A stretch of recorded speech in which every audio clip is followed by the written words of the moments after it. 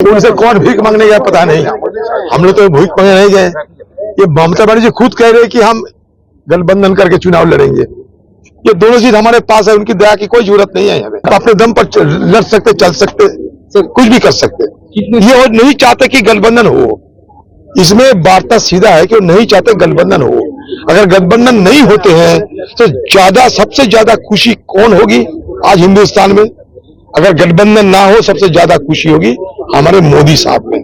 तो ममता जी आज जो कर रहे हैं वो मोदी जी की सेवा में लगे हुए हैं। पश्चिम बंगाल में इंडिया गठबंधन में सीट शेयरिंग को लेकर लगातार तकरार बढ़ती जा रही है। हाल ही में पश्चिम बंगाल की मुख्यमंत्री ममता बनर्जी ने कहा था कि तृणमूल कांग्रेस बंगाल में अकेले लड़ेगी। इंडिया गठबंधन राष्ट्रीय स्तर पर होगा। टीएमसी अकेले बीजेपी को हराने का दमखम रखती है। वहीं प्रदेश के कांग्रेस के अध्यक्ष और कांग्रेस सांसद अधीर रंजन चौधरी ने ममता बनर्जी पर हमला बोलते हुए कहा है कि वास्तव में दीदी खुद ही गठबंधन नहीं चाहती हैं।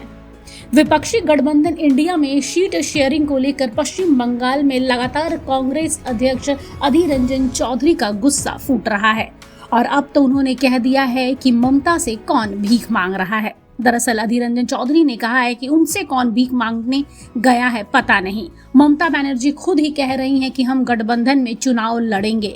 ये दोनों चीजें हमारे पास हैं, हमें दया की जरूरत नहीं है। हम अपने दम पर लड़ सकते हैं, चल सकते हैं, कुछ भी कर सकते हैं।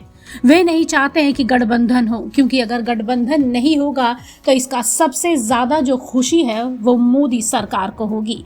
और ममता बनर्जी आज भी पीएम मोदी की सेवा में लगी हुई हैं। बता दें कि टीएमसी ने कांग्रेस को बंगाल में 2 लोकसभा सीटों की पेशकश की है।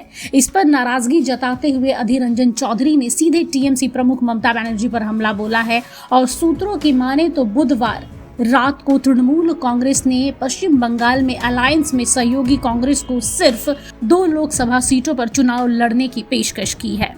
दरअसल 2019 के चुनाव में ममता बनर्जी की पार्टी तृणमूल कांग्रेस ने राज्य में 43% वोट हासिल किए थे और 22 सीट जीती थी। ऐसे में टीएमसी चाहती है कि बंगाल में वो ही प्रमुख पार्टी बनकर उभरे और उसे सीट बंटवारे पर अंतिम फैसला लेने का अधिकार दिया जाए, जिसको लेकर घमासान छिड़ा हुआ है।